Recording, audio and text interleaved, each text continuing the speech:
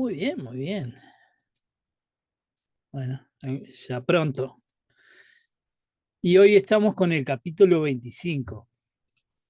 Venimos del capítulo 24, que fue un poquito más complejo del usual, pero ahora logramos sobrevivir al 24 y ahora venimos al 25. Pero para empezar a entender el 25, tenemos que entender algunas cosas más del 24, ¿ok? Así que vamos a retroceder un poquito.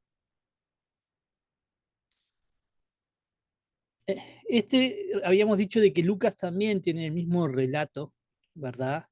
De las preguntas que le hacen los discípulos, ¿ok? Entonces vamos a leer en la versión de Lucas, dice, en cuanto a estas cosas que ustedes están mirando, vendrán días en los que no quedará piedra sobre piedra que no sea derribada.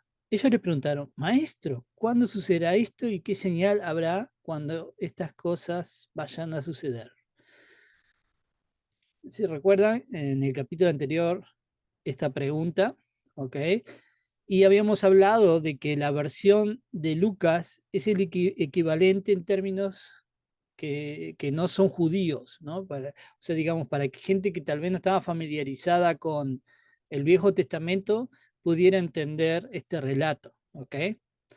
Y como vimos, realmente una sola pregunta y por eso dividirla en partes y hacer como que gráficas de partes, ¿no? Así como que todo una teoría, es totalmente algo moderno, es algo que se ha inventado recientemente, pero no es la intención del texto original. Lucas era un doctor, ¿ok? Una cosa importante entender que Lucas no era un apóstol, ¿ok? Lucas era un doctor, pero era amigo del apóstol Pablo, ¿ok? Y predicaba con él. Él escribió ese libro, ¿no? Del Evangelio de Lucas y también escribió Hechos de los Apóstoles. De hecho, eh, Hechos de los Apóstoles se considera mejor como una especie de Lucas 2, ¿ok? Porque es una continuación de Lucas, ¿ok? O sea, como que Lucas y continúa con Hechos de los Apóstoles, ¿no? Entonces, si tú quieres leer Hechos de los Apóstoles, puedes leer junto con Lucas y es como que si fuera la segunda parte de ese libro. Y está, bueno, vimos la versión de Mateo, como dijimos, estaba más dirigida a los judíos. Vimos la versión de Lucas, que estaba dirigida a aquellos que no estaban tan familiarizados con el asunto judío. Pero vamos a ver la versión también de Marcos, ¿ok?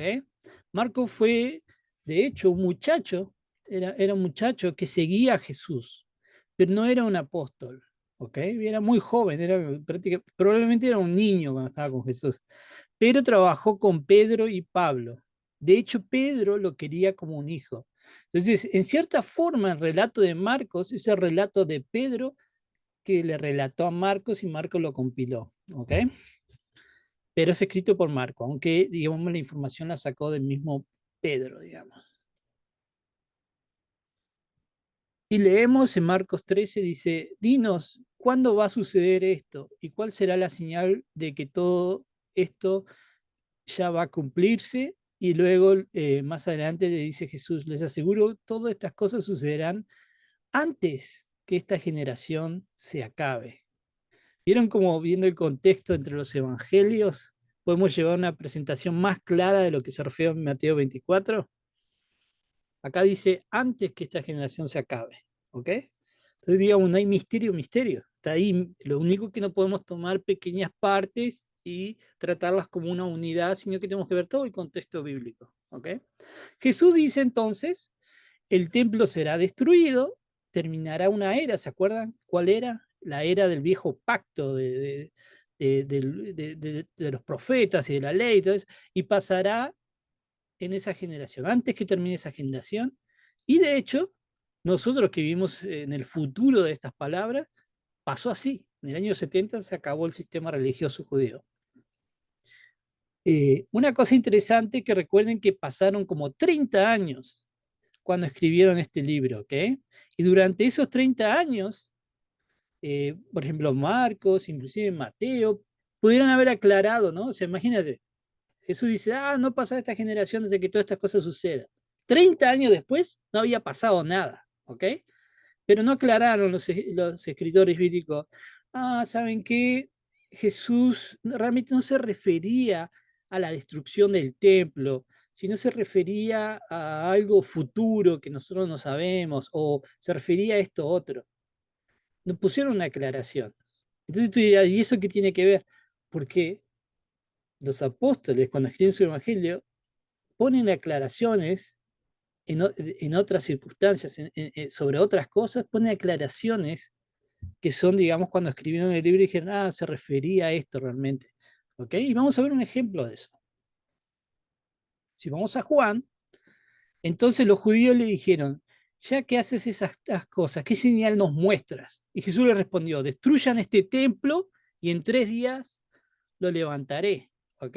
Entonces los judíos dijeron, en 46 años fue edificado este templo y tú lo levantarás en 3 días.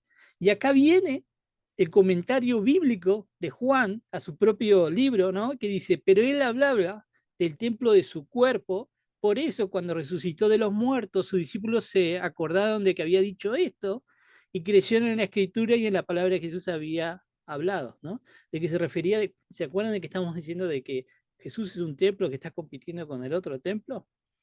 Bueno, a ese templo destruyan este templo, o sea, destruyanme a mí y lo reconstruiré en 3 días. Y fue así, cuando lo mataron, en 3 días resucitó.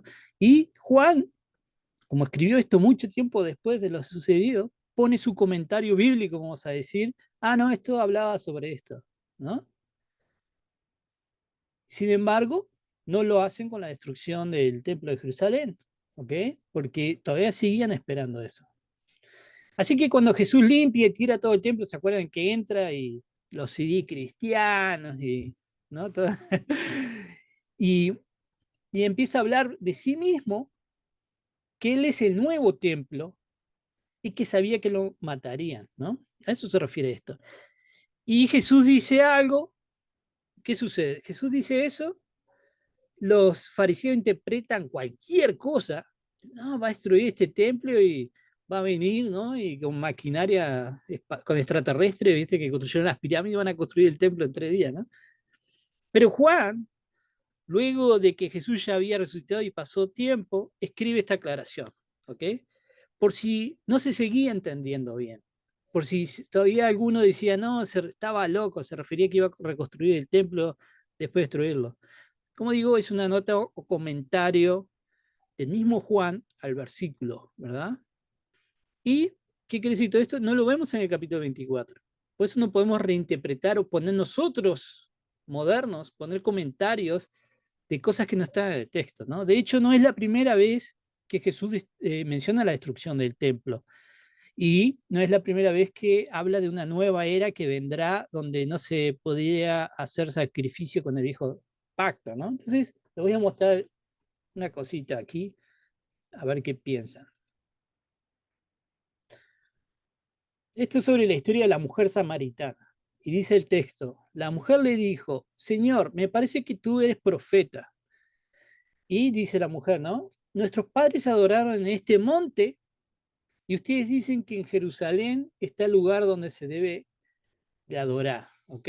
De hecho, si van a los comentarios bíblicos modernos, muchos toman como, o sea, usualmente las iglesias explican este versículo como que creen que los samaritanos iban a un monte para hacer su adoración, ¿no? Ahí en la naturaleza, y mientras que no iban al templo, dicen, no, tienen que estar en el templo, no por ahí en el bosque, ¿no? Pero ese son el tipo de malas interpretaciones modernas que tenemos ahora. Pero en este versículo, ¿ok? Hay un contexto mucho más profundo y toda una historia detrás de esto, que si tú no conoces la historia, digamos, arqueológica del lugar, no conoces la historia aparte de la historia de la Biblia, ¿verdad? Te perderías qué está tratando de decir esta mujer. Cuando la mujer samaritana habla del monte, como ya hemos aclarado antes, habla de una montaña, ¿verdad? Pero ¿qué montaña? Bueno, habla específicamente del monte Gerizim, que es este que ven aquí en la foto. ¿Vieron? Y como verán, en este monte, en esta montaña, hay como una construcción acá, ¿verdad? Unas ruinas, ¿no? Bueno, son dos ruinas. esta de acá es de una iglesia que hicieron después, en la época medieval, pero la hicieron sobre las ruinas que están acá, ¿ok? ¿Recuerdan? Hemos hablado esto antes, que los judíos veían a los samaritanos como recontra impuros, ¿no? De tal forma que si el viento soplaba del lado de los samaritanos, se tenían que purificar porque ese aire tocó a los samaritanos, ¿no? El polvo que venía era polvo samaritano. Entonces se purificaban porque decían, no, está viniendo el viento allá de Maldonado, ¿no? Vamos a tener que purificar. Entonces los judíos obviamente no quisieron que los samaritanos participaran o tuvieran algo que ver con la reconstrucción del templo, cuando estaban reconstruyendo el templo, dijeron, no, no, ustedes, no vengan para acá, son impuros, no toquen nuestra, nos vamos a construir nosotros, ¿ok? O sea, no querían que ayudaran a reconstruir el templo cuando la primera vez que fue destruido por los babilonios, ¿ok? Este, menos andar, mezclarse con ellos o andar con ellos, ¿verdad? Así que los samaritanos dijeron, ah, sí, así que no nos quiere que ayudemos, ah, ok, ¿sabes qué? Quédate con tu templo. ¿Y qué hicieron? En este monte que ven acá, hicieron un templo también, rival al templo de Jerusalén, ¿ok? Tenían el templo, ellos mismos tenían un templo en Samaria, que era rival al templo de Jerusalén, ¿ok?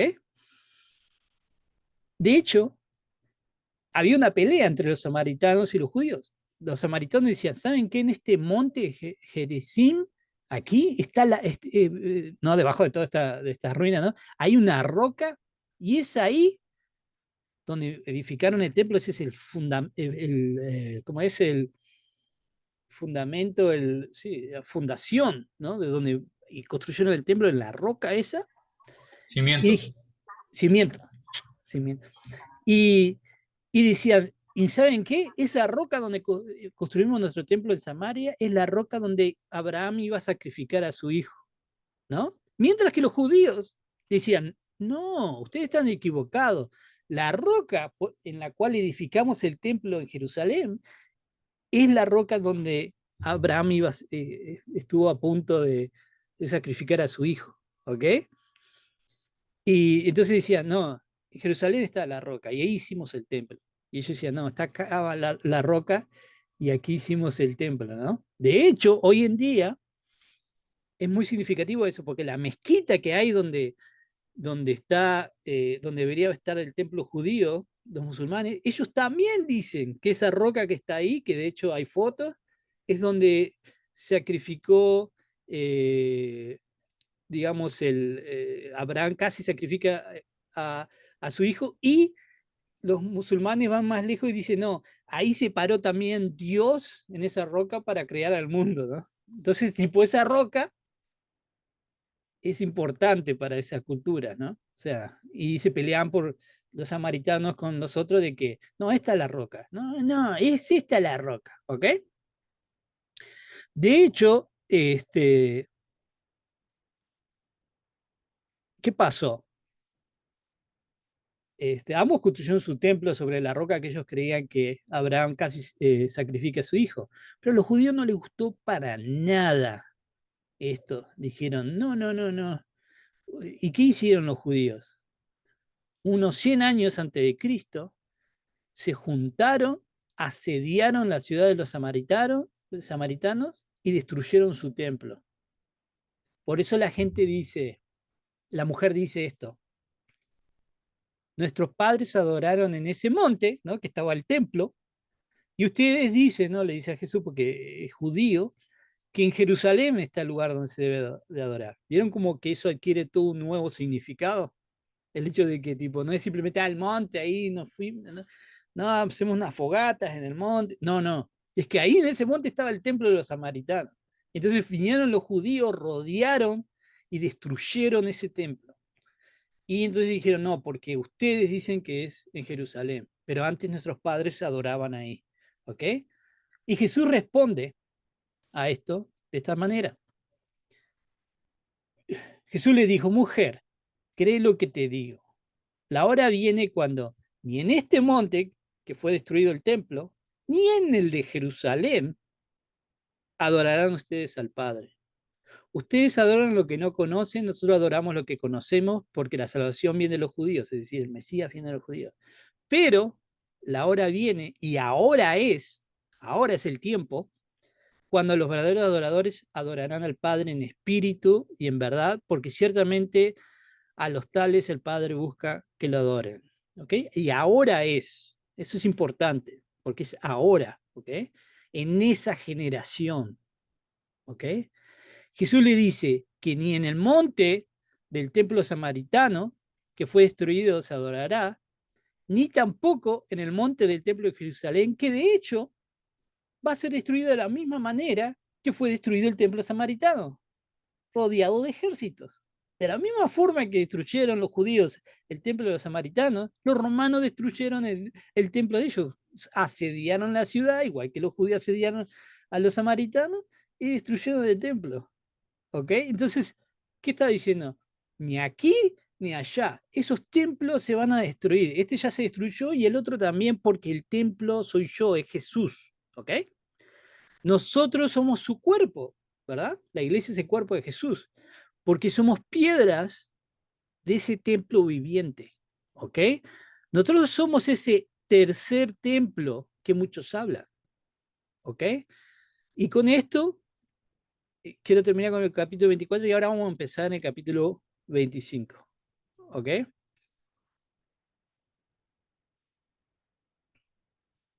Entonces el reino de los cielos será semejante a 10 vírgenes que tomando sus lámparas salieron a recibir al novio. 5 de ellas eran insensatas y 5 prudentes, porque las insensatas al tomar sus lámparas no tomaron aceite consigo, pero las prudentes tomaron aceite en frascos juntamente con sus lámparas. Al tardarse el novio, a todas les dio sueño y se durmieron. Pero a medianoche oyó un clamor: aquí está el novio, salgan a recibirlo. Entonces todas aquellas vírgenes se levantaron y arreglaron sus lámparas. Y las insensatas dijeron a las prudentes: dennos de su aceite, porque nuestras lámparas se apagan. Pero las prudentes respondieron: no, no, no sea que no haya suficiente para nosotras y para ustedes. Vayan más bien a los que venden y compren para ustedes. Mientras ellas iban a comprar, vino el novio y las que estaban preparadas entraron con él al banquete de bodas y se cerró la puerta. Después vinieron también las otras vírgenes diciendo: Señor, Señor, ábrenos. Pero él respondió: en verdad les digo que no las conozco. Velen, pues no saben ni el día ni la hora. ¿Ok? Y esto es algo muy interesante que vamos a analizar un poco. eh, que también vamos a salir de lo tradicional, de lo que se enseña esta parábola.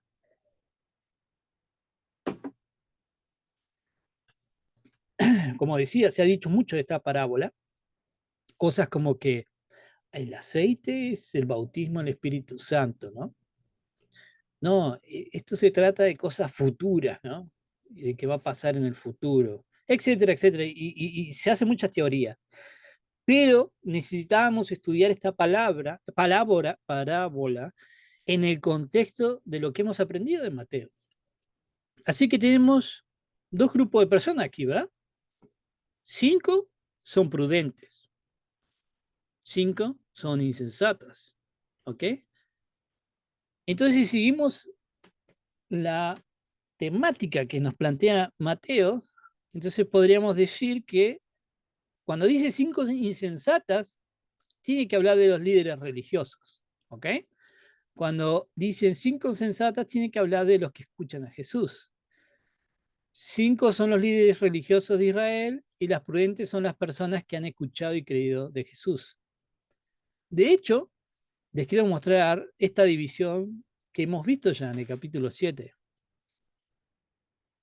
Por tanto, cualquiera que oye estas palabras mías y las pone en práctica, será semejante a un hombre sabio. Y luego dice: todo el que oye estas palabras mías y no las pone en práctica, será semejante a un hombre insensato. Pero otra vez, vemos que dice sabio acá, ¿verdad? Dice: será semejante a un hombre sabio. Pero otra vez son problemas de traducción, ¿ok? La palabra usada en griego para sabio aquí es prudente.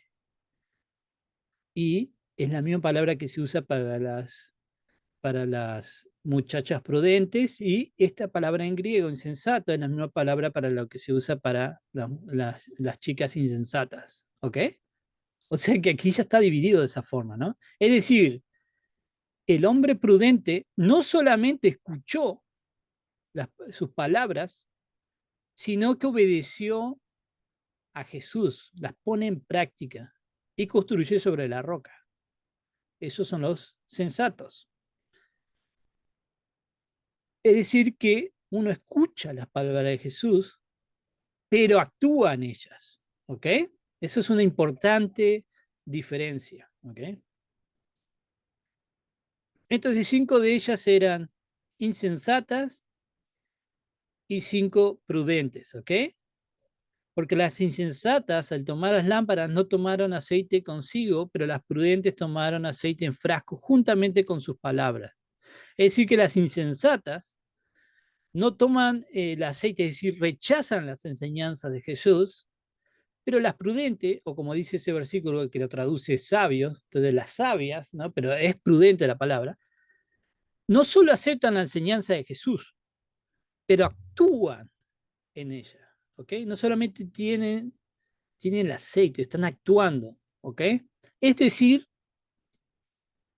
el aceite en las lámparas es escuchar las palabras de Jesús y en fe ponerlas en práctica.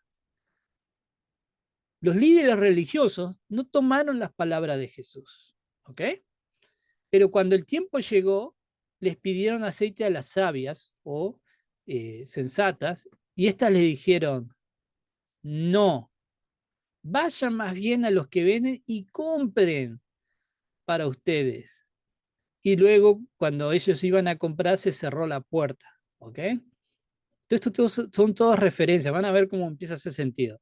Vayan y compren, porque eso hacían los líderes religiosos, compraban su camino hacia el templo. El sumo sacerdote estaba a cargo del templo porque los romanos lo pusieron a cargo del templo, ¿ok? Si vemos en la historia, eran los romanos que decidían quién iba a estar a cargo del templo.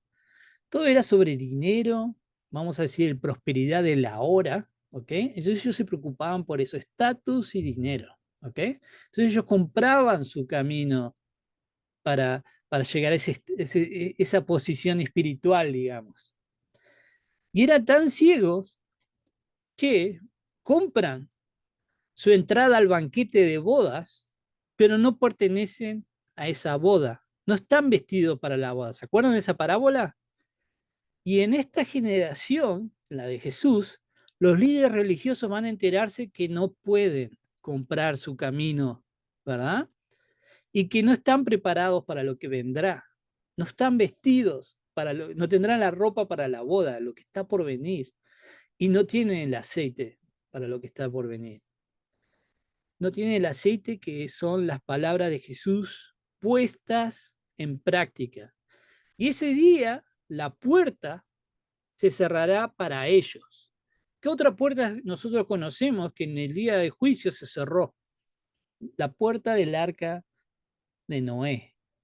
Y eso es una referencia a esa historia, porque continuemos. Porque como en los días de Noé, ¿no? El arca de Noé, la puerta que se cierra, ¿verdad?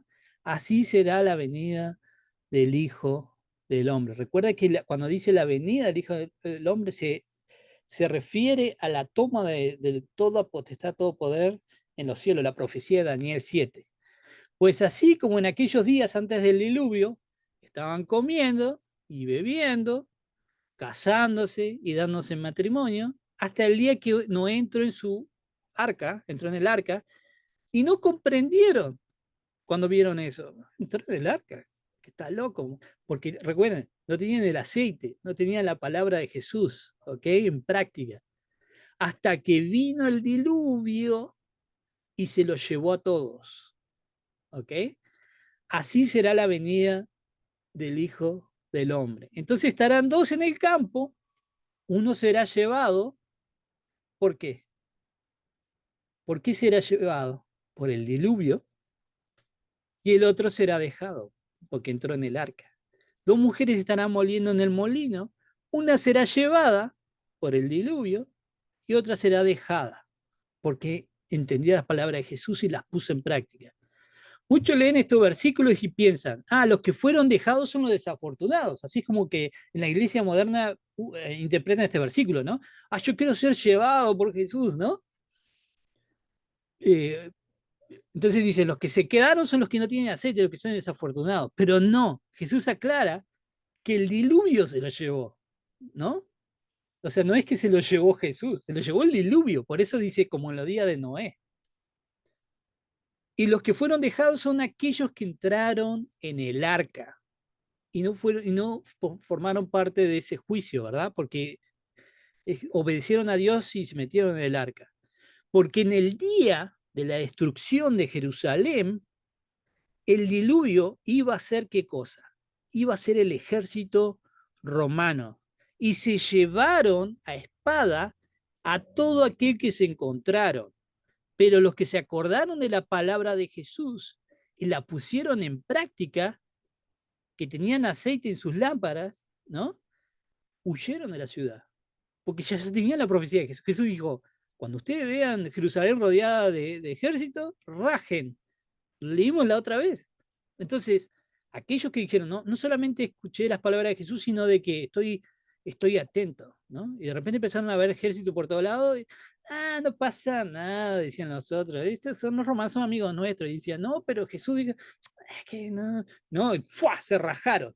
De hecho, muchos, algunos querían culpar a los cristianos con algo que ver con la destrucción de Jerusalén, porque todos los cristianos se rajaron de Jerusalén, apenas vieron a los romanos, porque se acordaron de qué, de las palabras de Jesús que dijo, si ustedes lo ven, váyanse porque viene el momento de juicio a Jerusalén.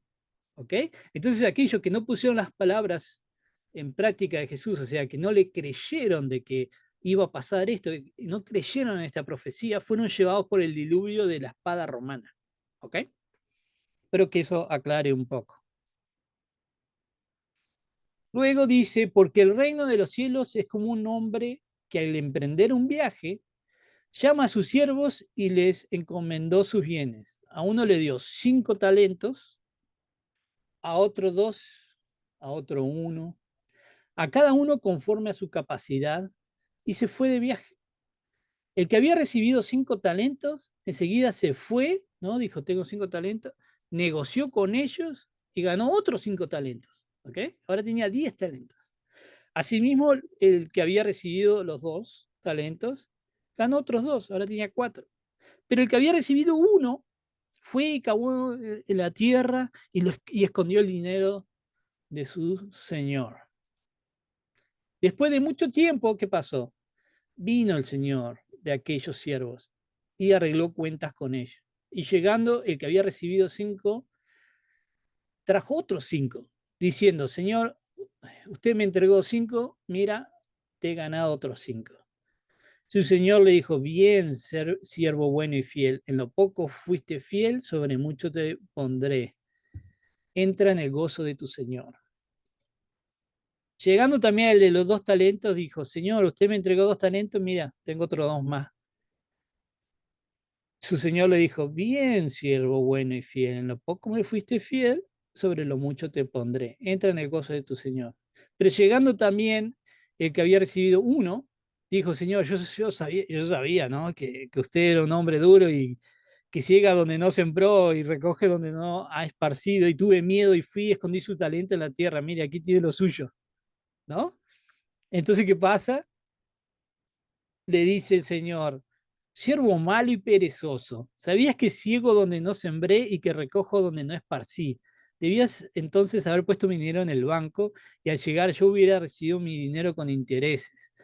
Por tanto, quítenle el talento y dénselo a los que tienen los 10 talentos, ¿no? O sea, el primero, ¿no? Porque a todo el que tiene más se le dará y tendrá en abundancia, pero el que no tiene, aún lo que tiene se le quitará.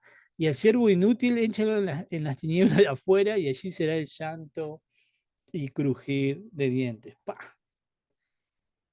Bueno, acá también tenemos, ¿qué tenemos? Dos, el de los 5 talentos y el de los 2 talentos que son prudentes. Y el de un talento, ¿qué es? Imprudente. ¿Ok? Tenemos dos grupos otra vez. Los prudentes y los imprudentes. El último, el de un talento que es imprudente, representa a los líderes religiosos de Israel.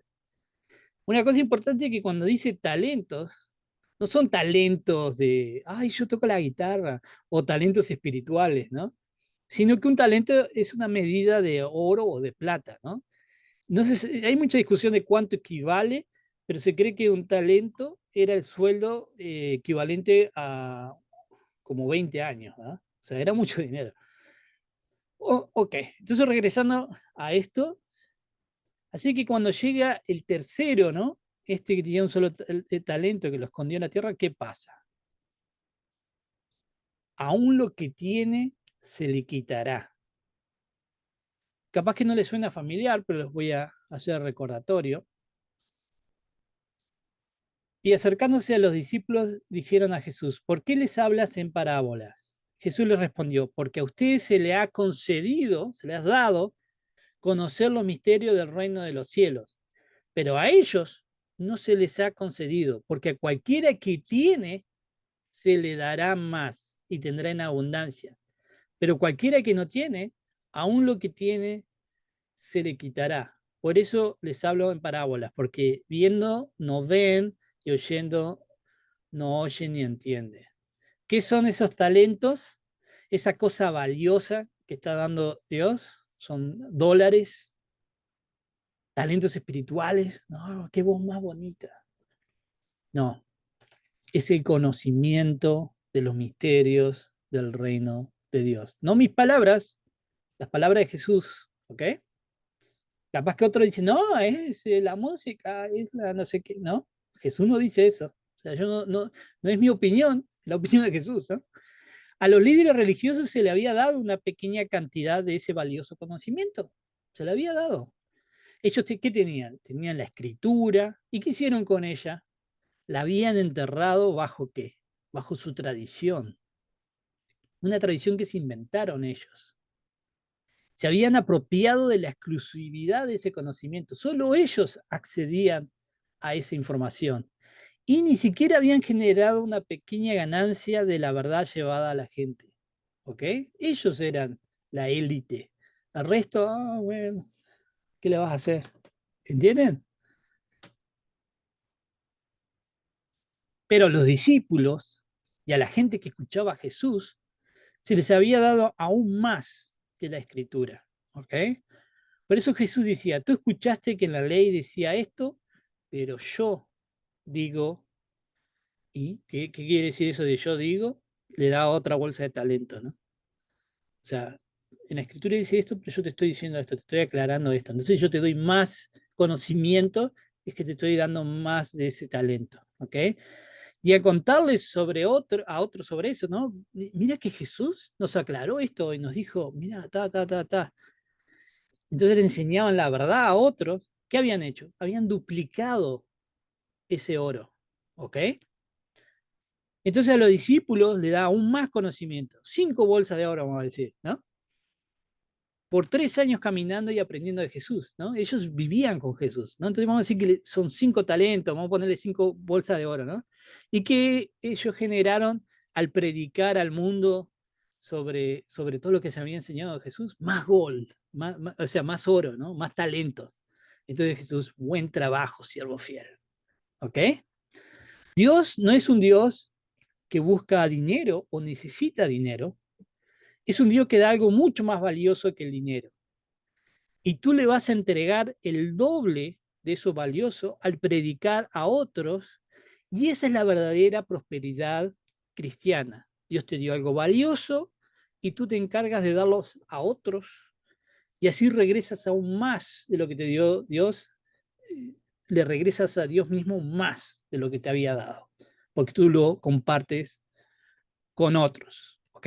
Esa es la verdadera prosperidad cristiana, vamos a decir.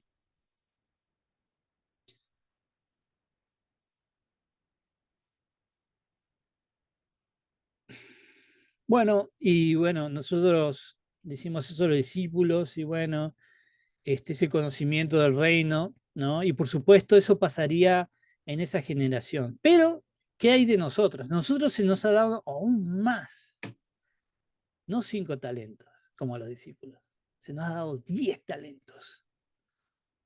Tenemos, ¿qué tenemos nosotros? Tenemos las Escrituras, el Viejo Testamento, pero también tenemos el Nuevo Testamento, las palabras de Jesús y de los apóstoles. Y hemos visto cómo se cumplieron esas palabras de Jesús. No tuvimos que aguantar en fe. Nosotros ya estamos del otro lado, ¿no? Sí, el templo se destruyó, sí, los cristianos salieron rajando de Jerusalén porque se cumplió la profecía de Jesús. O sea que tenemos todo ese conocimiento, sí pasó. La mayoría de los apóstoles ni siquiera vieron la destrucción de Jerusalén. Solo estaba Juan por ahí, ¿no? Entonces nosotros tenemos más talento. ¿Qué haremos nosotros cuando Jesús regrese otra vez? ¿Pagar nuestra entrada a la boda con nuestro dinero? Tal vez, yo ofrendo mucho, yo doy muchos diezmos, yo pues colaboro para la radio cristiana. O tal vez tú puedes decir, no, pero yo soy bueno. La típica, ¿no? No maté, no mato a nadie, no he robado, ¿no? Y mantenemos siendo buenos así, pero mantenemos enterrados este conocimiento con nuestras tradiciones, ¿no? Yo festejo la Navidad, los domingos voy a la iglesia, pongo mi ofrenda y ya está. No comparto estos talentos con otra gente. ¿Entienden lo que quiero decir? O vamos a duplicar lo que se nos dio al compartir con otros los misterios del reino. Nosotros tenemos 10 talentos, o sea, tenemos más conocimiento. De hecho, les voy a decir una cosa, ¿no? Lo que están aprendiendo todo este tiempo de Mateo son aún más talentos que Dios les está dando, ¿ok? Ahora saben más, tienen más los misterios de Dios, ¿no? Tienen más conocimiento. ¿Qué vas a hacer con ese conocimiento? Agarrar, estuvo bueno todo este conocimiento, lo voy a guardar. No, tenemos que compartirlo. Y de eso se trata esta parábola, porque los fariseos no compartían. Pero cuando el Hijo del Hombre venga en su gloria y todos los ángeles con él, entonces él se sentará en el trono de su gloria, y serán reunidas delante de él todas las naciones y separará unos de otros como el pastor separa las ovejas de los cabritos. Y pondrá las ovejas, recuerden esto de Mateo lo vimos, a su derecha y a los cabritos a su izquierda. Entonces el rey dirá a los de su derecha, vengan benditos de mi Padre, benditos y bienaventurados, ¿no? De mi Padre, ¿no? Los bienaventurados, vengan, hereden el reino preparado para ustedes desde la fundación del mundo. ¡Wow! Entonces dirá también a los de su izquierda, ¿verdad? Que querían que los dos hermanos tuvieran una derecha a la izquierda. Aparte de mí, malditos, ¿eh? Benditos y malditos, ¿no? El fuego eterno que ha sido preparado para, al fuego eterno que ha sido preparado para el diablo y sus ángeles. Estos irán al castigo eterno, pero los justos a la vida eterna. En el año 70, ¿ok? Fue destruido el templo. Jesús cumplió la profecía de Daniel 7 y se sentó en su trono. A partir de ahí, solo el nuevo pacto existe. ¿Ok? Ya no había viejo pacto. Solo el nuevo pacto existe. No vas a ir a sacrificar nada, animales, todo eso se terminó. Y los que tienen el aceite, es decir, que creen y practican las palabras de Jesús, heredarán la vida eterna. Pero aquellos que la ignoran tendrán un destino trágico que era originalmente para el diablo y sus ángeles. ¿Ok? Y luego vamos a leer en el capítulo 26, que inicia con Jesús terminó todas estas palabras. ¿Se acuerdan lo que quiere decir eso? Aquí termina el último discurso de Jesús. ¿Ok? De los 5 que hay en Mateo, este es el último y acá lo termina. 2 días después de haber dado este discurso, será entregado a las autoridades para matarlo. Van a destruir el templo.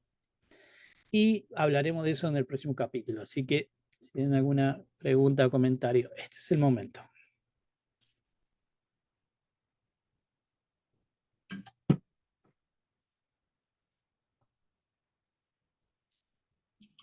Muy bien, pueden abrir los micrófonos para hacer preguntas, comentarios, etcétera. Pedidos de oración, ¿por qué no?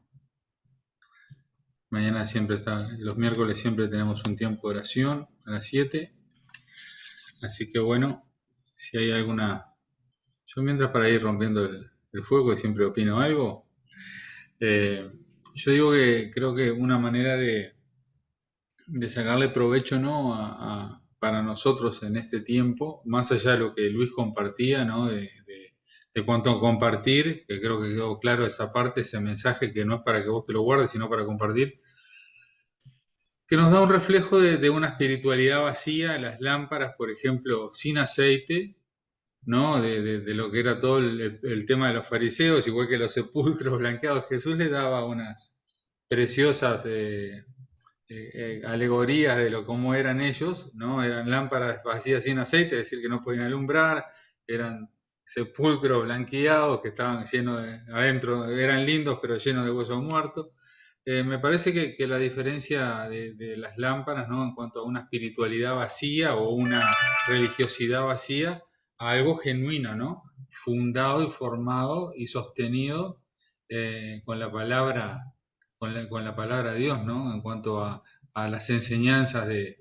muy, muy bueno el capítulo en sí, porque nos aclara mucho y nos aleja de esas interpretaciones que todos hemos escuchado, ¿no? Las más clásicas, sobre todo, claro, las más clásicas para nuestra época, ¿no? Para nuestra era, sobre el tema de los talentos, sobre todos esos temas que claro, desuniéndolo de la continuidad del relato bíblico, ¿no? Del diluvio que lo menciona y que no lo menciona porque se le ocurrió mencionarlo, que sino que está ahí para indicar una cosa, ¿no? Es fácil interpretar cosas diferentes, ¿no?